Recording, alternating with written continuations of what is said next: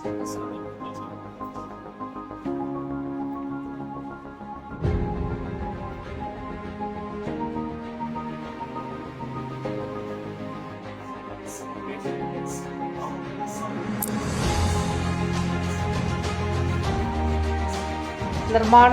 പുരോഗതി അവലോകനം ചെയ്യുക എന്നുള്ളതാണ് നമ്മുടെ മീറ്റിംഗിന്റെ ലക്ഷ്യം. ബഹുമാനപ്പെട്ട മിനിസ്റ്റർ ആവശ്യപ്പെട്ടതിന്റെ അടിസ്ഥാനത്തിൽ കൂടിയാണ് നമ്മൾ ഈ മീറ്റിംഗ് ചേരുന്നത്.